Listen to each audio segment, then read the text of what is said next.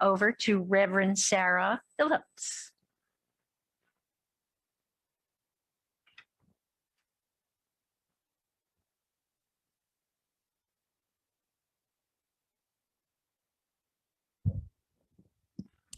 Thank you, Judy. So this past Wednesday, we started our prosperity class based on Eric Butterworth's book, Spiritual Economics.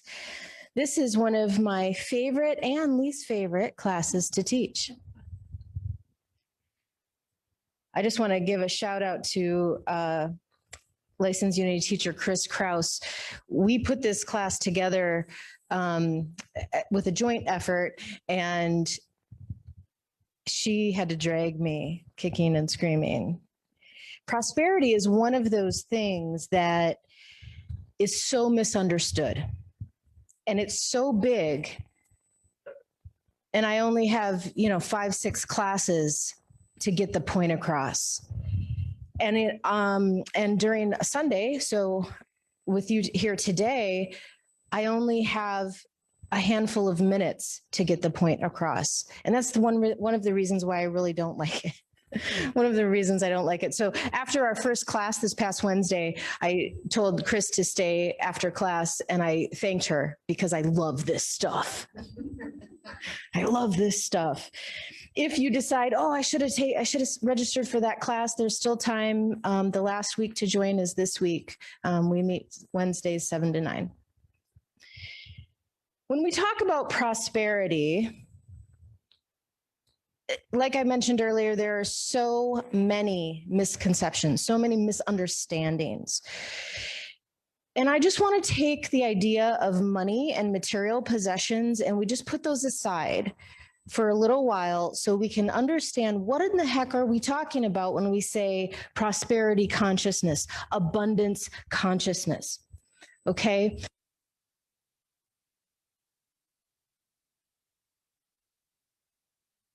What was that slide that talked about it's the community affirmation and it has abundance in it? Do you know what I'm talking about?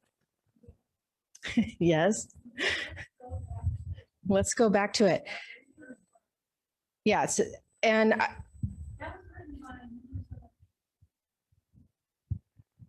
with peaceful hearts, we are open to the divine flow of abundance, ideas, and substance. When I saw this, and then our principle of the week is the first principle, I thought, psha, this is awesome. Okay, so what is divine flow of abundance? What are ideas with a capital I, and what is substance with a capital S? One of my mentors defined substance as God's stuff. I like that. I've also heard it explained as it is the clay from which everything is made, the divine clay from which everything is made. Substance is that realm of God. It is the source from which everything comes, not just this plant and this lectern, but ideas, experiences. Everything comes from substance. And we have the divine flow of abundance. So how many of you have ever said, I'm in the flow. I was so in the flow. It was awesome, right? Or I just got to get back in the flow. Here's a secret. You can't be out of the flow. You can't be. Why? Because of the first principle, God is everywhere present.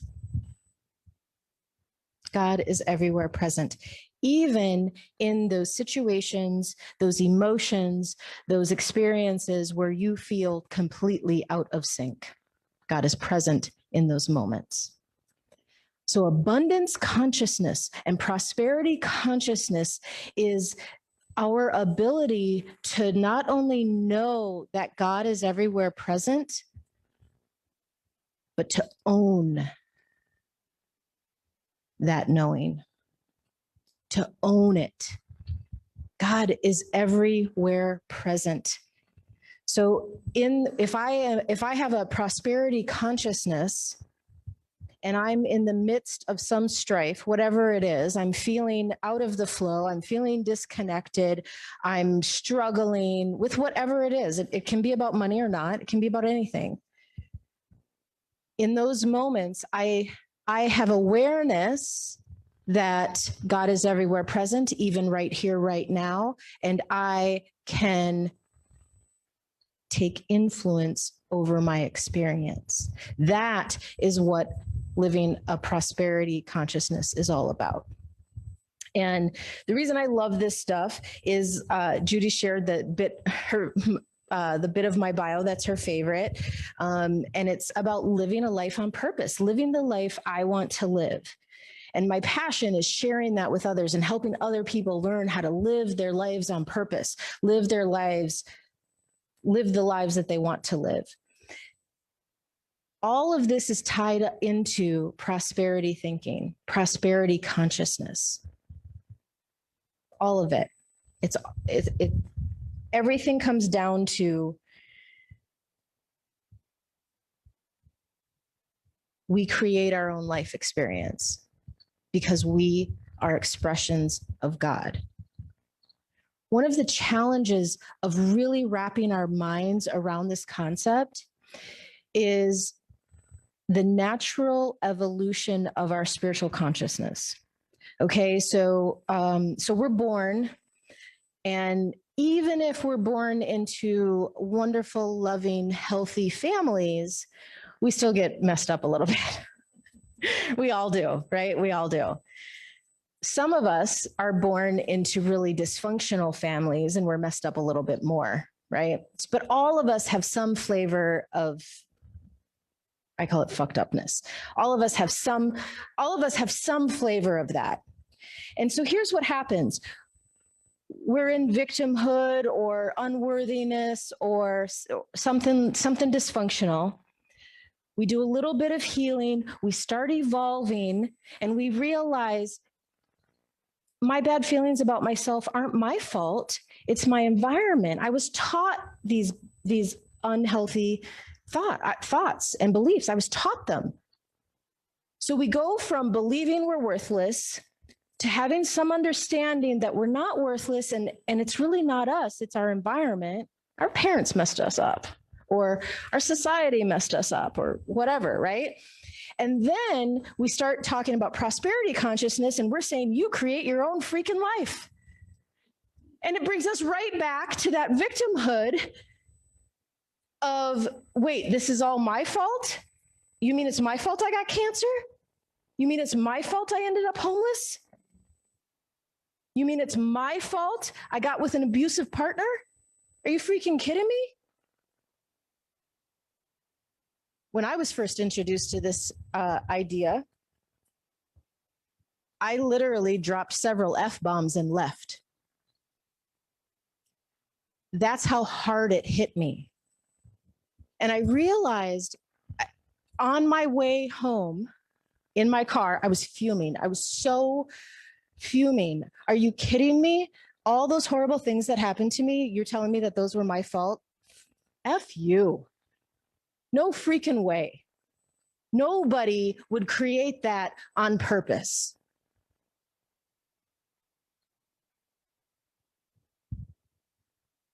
Can anybody relate to this? So here's the thing. We have our individual consciousness, and then we have greater and greater circles of group consciousness. My family of origin has a group consciousness. I had to overcome on an individual consciousness level, I had to overcome and overpower and overconnect on an individual level to break free from my family consciousness. And that's tough. And then we have all these other circles of consciousness. So like, you know, I'm a woman of a certain age, I'm white, I live, you know, towards the East Coast of the country. I share a consciousness with women of a certain age, you know, in my region, right?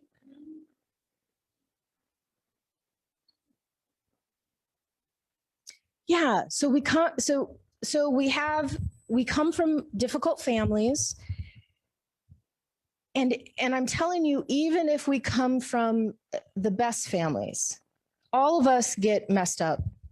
All of us have our own flavor of it, right? We all have it. And the more dysfunctional your base, your foundation, the higher the mountain is for you. Seriously. The mountains I have been on top of are vast and huge and magnificent. And I believe it is because I have also been in some pretty deep valleys. So we have these layers of consciousness. How many of you believe in cancer? Do you believe it's a thing? I do. My spouse had cancer. We thought he was going to die from it. He didn't. So that's awesome. But we believed in cancer. The fact that it happened is proof that we believed in cancer. Now, did we as individuals, did he as a single entity create his own cancer? To some degree. To what degree? I don't know. But collectively, as a human populace, we believe in cancer. So it happens. Now, his was incurable and terminal, and he beat it and he no longer has it. So there was some overcoming of group consciousness, right? And this is what we're talking about when we're talking about miracles, you know, miracles happening. It's when it's not God as this entity who looks at us and says, you know what, Sarah's worth it today. I think I'll have some divine intervention and, solve this problem for her. That's not a miracle. A miracle is when our individual consciousness can shift to such a degree that we change the course in a miraculous way. That's all a miracle is. In his book, Eric Butterworth says he actually really doesn't like the whole expect a miracle thing. He doesn't like that at all. In fact, he kind of talks down about it. I'm okay with the whole miracle thing, except I also own the fact that I am the creator of miracles. I am the creator of miracles. So if you want to have a consciousness that is one of abundance, if you want to have a consciousness of one that is prosperous in nature, one that isn't about lack, and this can be, like I said, it's not just about money and material items. It can be about time. How many times have you said, I don't have enough time? I don't have enough time. I don't have enough time. I don't have enough time. Guess why you don't have enough time? Because you're creating a life that doesn't have enough time. I'm saying all of this, and it is really important that the message that you receive is not one of every bad thing in my life is my fault and I should feel bad about it. Mm-mm. How many people do you know that were taught good, healthy, prosperous ideas from an early age? I don't know anybody. Even people who grew up in unity. I don't know anyone who was taught this stuff in a way that it could have been absorbed the way our unworthiness is absorbed in early childhood. I don't know anybody. So the lesson here is not that my life is my fault. The lesson is more, my life is my responsibility. Less, my life is reward and punishment, and more, my life is a natural unfoldment of my consciousness. So one example of this is when I was young, we didn't have a lot of money. My mom often worked 3 jobs just so we could, have bedrooms. And I had a lot of siblings. And we always got by. And there was, food shelves involved, and there was social programs involved, but we always got by. My mother was very creative in how she made use of what she had. And if there's one, I complain about my childhood a lot, I know. But if there's one thing I can praise my mother for that she taught me, it's resourcefulness.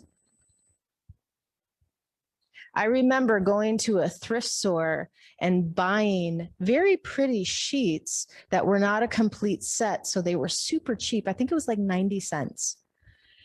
And she used them to make curtains.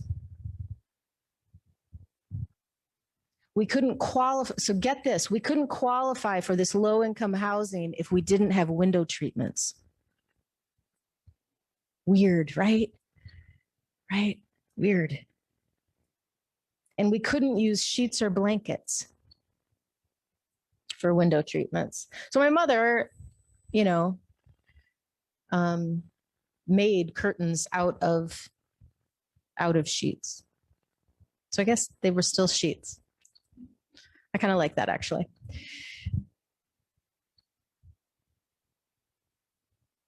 I consider that prosperous thinking.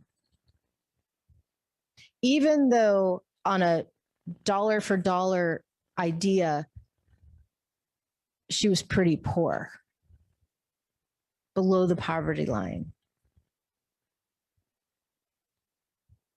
But what was important to her was to live in a certain kind of place and to have a certain kind of experience with her children. And even though she didn't have what it took money-wise, she couldn't go buy curtains or shades, even though she didn't have what it would have taken to get that thing, she found a way to make it happen. That is prosperity. That is prosperity consciousness.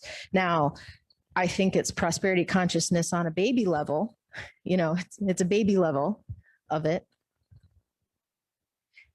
Another example that's kind of the other end of the extreme. I had this coaching client many years ago, and he was an entrepreneur, very successful financially, but he came to me for help with his relationships, his relationship with his children and his relationship with his wife.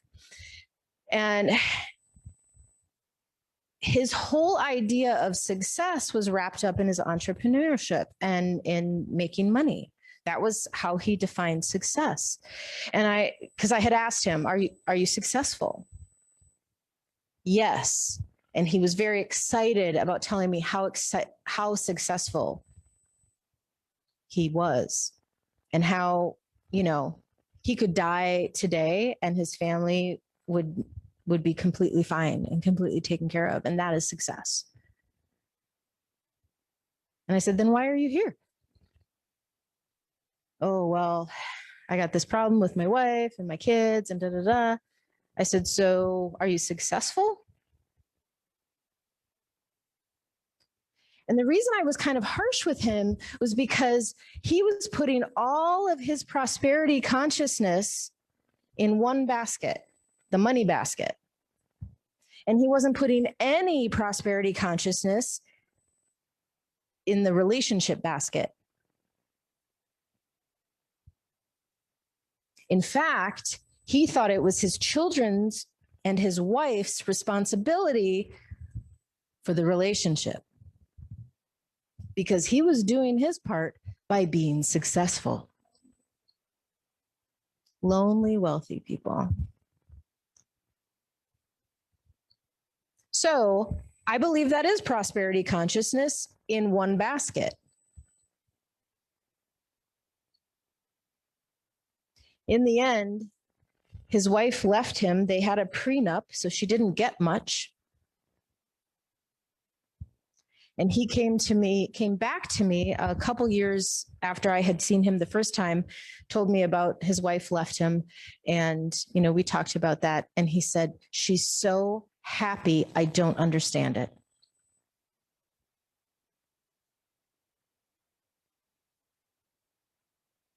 So in the course of that man's personal evolution, his prosperity consciousness never shifted.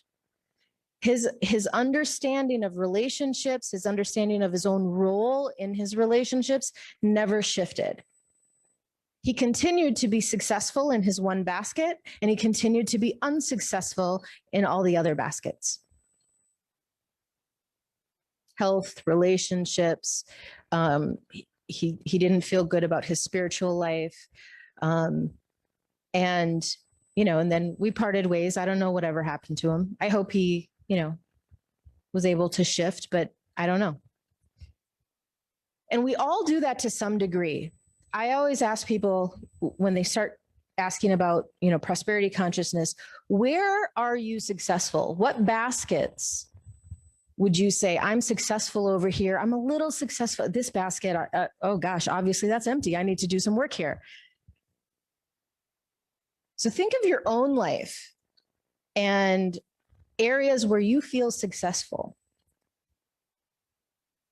I shared a story a while back about how I had a lot of relationships that were very one-sided. I gave and gave and gave, and I didn't get very much.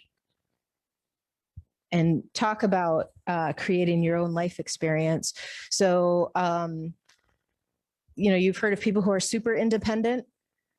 When you don't have people there for you when you're young, you develop this ability to be super independent, super capable, and I don't need anybody.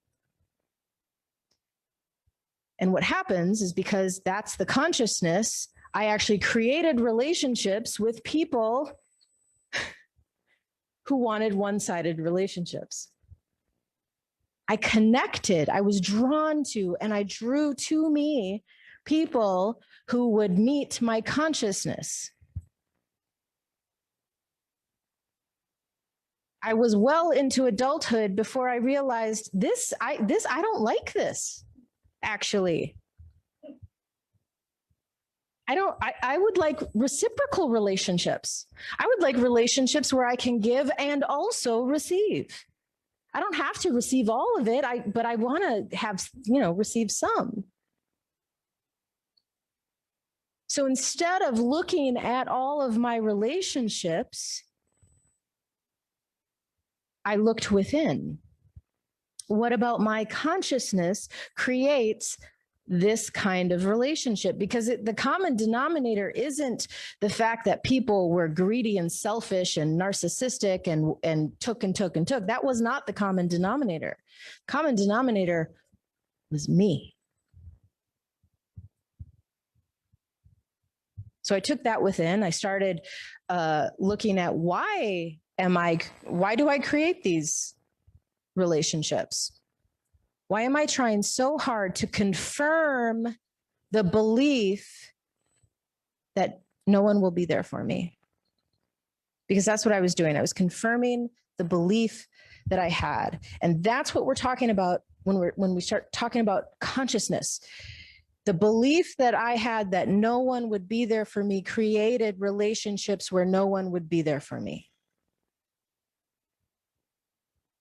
And even when I had a relationship with someone who was giving and generous, I didn't like that relationship. Like, when I think about it in hindsight, I'm like, WTF? What was I thinking? Well, I wasn't really thinking, right? I was being motivated by my unconscious beliefs. So was it my fault? I mean, I guess technically, yes, I created all of those relationships, but I wasn't doing it on purpose. I wasn't doing it consciously. I was doing it unconsciously. I didn't know any better. Once I did know better, and I started focusing on cultivating relationships, gosh, that was hard because guess what that took? That took me being willing to be vulnerable. Yikes. It was so scary. And now, several years later, I'm like, yeah, this is who I am. Take it or leave it. Oh, you're going to leave it? Okay. It almost doesn't even feel vulnerable because I've practiced it so many times. Because once I got a taste of a reciprocal relationship, I thought, this is how relationships are supposed to be. This is a healthy prosperity consciousness relationship basket. This is how it's supposed to be. So I want more of that. So constantly looking at what I am cultivating with my consciousness, not just with my actions, although that plays a part, but it's really about what am I cultivating in my consciousness? Because folks, your spiritual practice is everything you do. God is everywhere present. There is one power and one presence in the world, God. God is everywhere present. So when you are beating yourself up, you are creating. When you are telling yourself that you are not worthy, you are creating. So what is your spiritual practice? Is it one of abundance or is it one of lack? Is it one of owning your own divinity or beating yourself down? So it depends. Chris says it depends what day. And isn't that the truth, right? Isn't that the truth? And having a conscious spiritual practice, which is what I try to do, have a conscious spiritual practice, is when I find myself in those days where I am not in my abundance, but I'm in my lack or whatever. When I find myself there, I remind myself, I am the creator of my life experience and of all the infinite possibilities. This is what I'm choosing. And I'll admit it, I like to wallow just like the next person. I mean, wallowing has its place, right? Wallowing has its place. I have my music that I put on when I wallow. I have a radio station on Pandora called Sad Violin. And I wallow for a little while and I get all of that emotion out and I feel sorry for myself. And and I say all the things that I need to say. And then I take a deep breath and I get purposeful. Now that that's out, now I can, whatever it is I'm wallowing about, now I can shift my consciousness into one of abundance.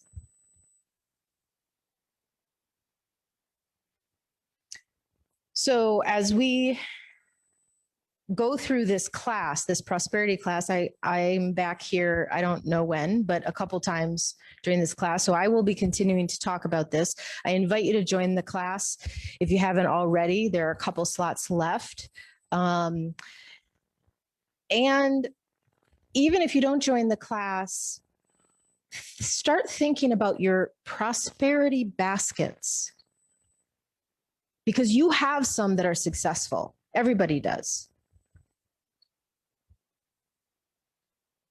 And most of us have baskets that are either empty or not filled with what we want them. I had, like with the relationships, I had a lot of relationships. None of them were satisfying to me. I had a lot of friends. I gave to a lot of people. So my basket like looked full, but it wasn't, because it wasn't satisfying. It wasn't giving me what I wanted or what I needed.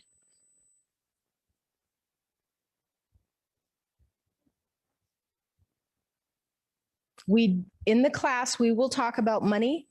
I just like to start with getting an understanding of what prosperity consciousness really is. It's really owning your own divinity. It's believing and owning and living the fact that God is everywhere present in every situation, in every moment, in every experience. God is present. And if we really know that and own that, then when something's happening that we don't like, let's use our creative, divine power and create what we want to create.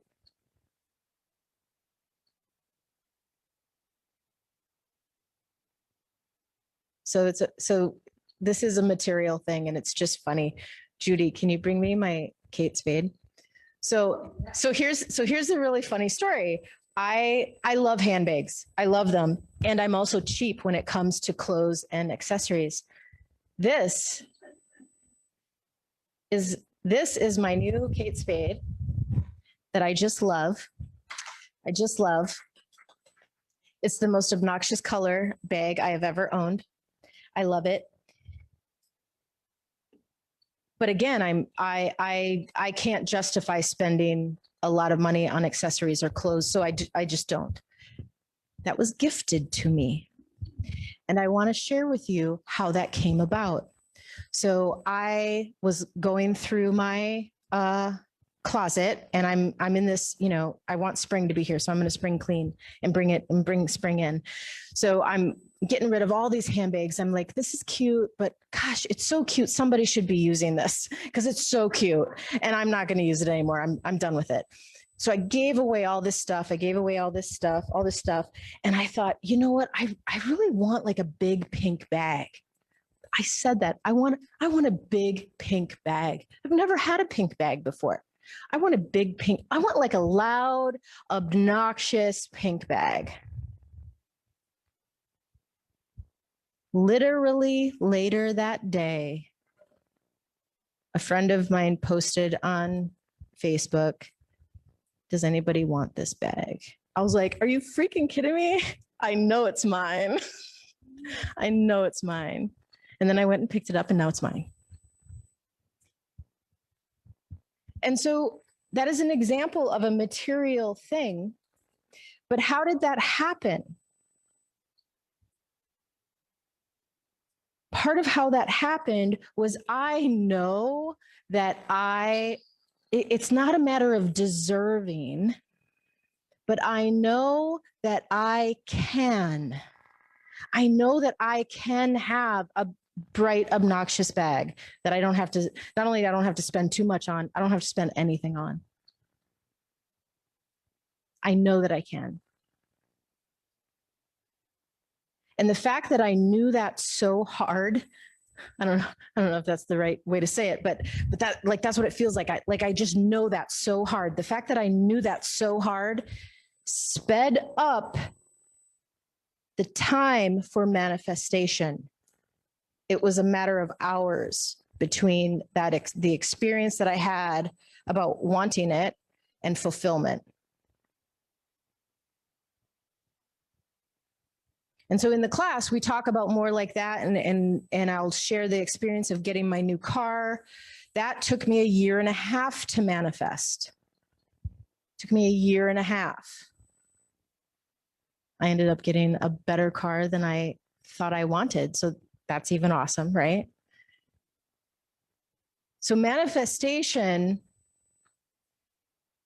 I don't like focusing so much on manifestation, even though when we're talking about prosperity, it's always talks about like, okay, where are the results, right? But really, when we focus on our consciousness, when we go to the root of the creative process and focus all of our time, energy, and effort there, your vision board won't matter. Your wish list won't matter, because you will be creating the life that you want to live because you're focused on the root of creating. I could obviously talk about this. This is what I'm talking about. Like, I love this stuff. Okay. But we're out of time. So we're going to do a short meditation. So we're out of time. That's all you get. So we're going to do a short meditation. Take the class, right? Yes. Thank you, Chris. Take the class. It's so awesome. All right. So think about the baskets of your life. Money, income, money, finances can be one basket. Relationships can be one basket. You might have several relationship baskets, your work life, your family life, might be your family of origin, your friends, your spiritual community, your health, your physical health might be a basket, your mental health might be a basket. I have a basket that I call fun activities. I like doing fun things. I like going to festivals. I like going to parties. I like getting together with my friends to do crafts projects. And with COVID, that basket seemed very empty. So think about the baskets that you have for your life.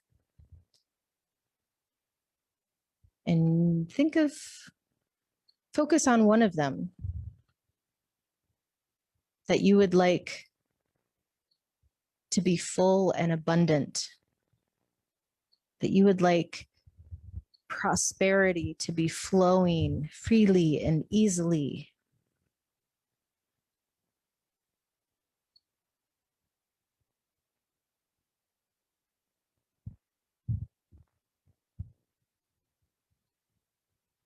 Focus on your heart space.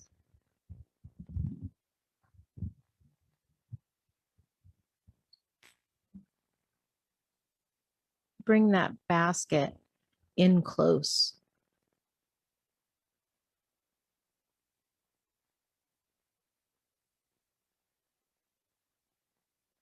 Imagine, sense, and feel at the core of your being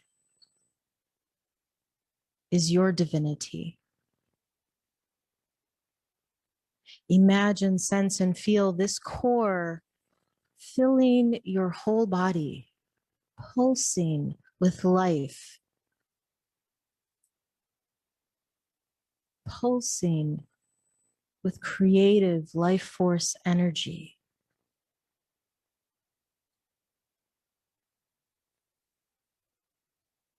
As an expression of God, everything about you is divine.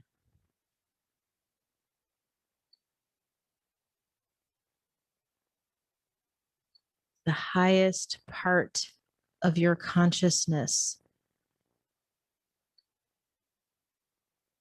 wants you to live on purpose, live with joy,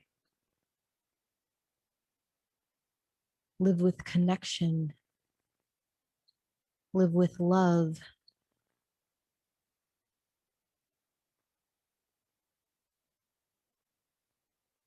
Imagine, sense, and feel that part of you, that knows more,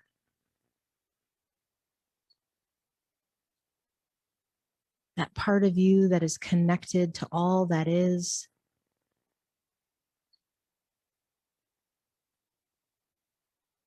Imagine that part of you embracing your basket.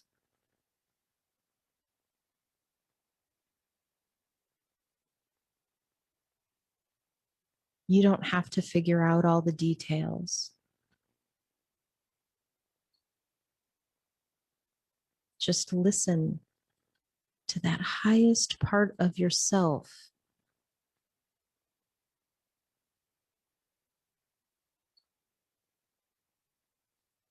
As it embraces your basket, the highest part of you knows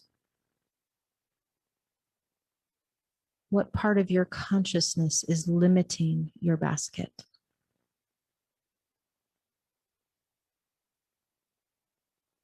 It might be something conscious, it might be something unconscious, but the highest part of you knows.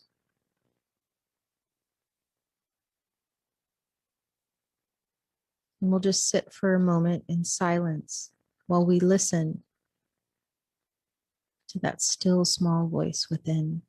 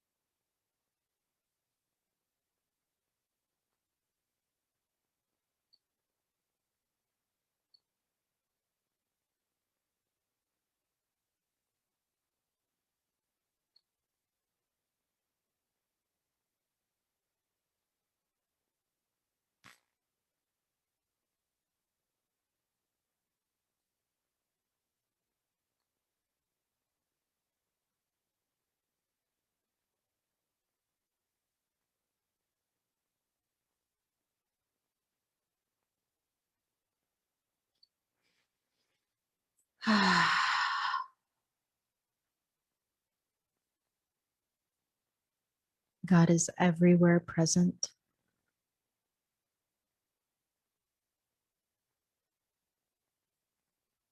God is present in my basket.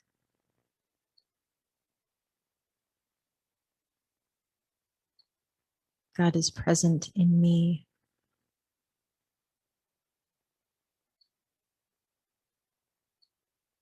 God is present in my life.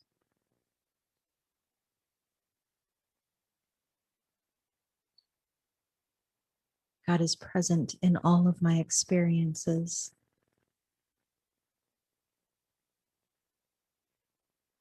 And in this moment, I don't ask God to intervene on my behalf. I claim my divinity to create my own life experience.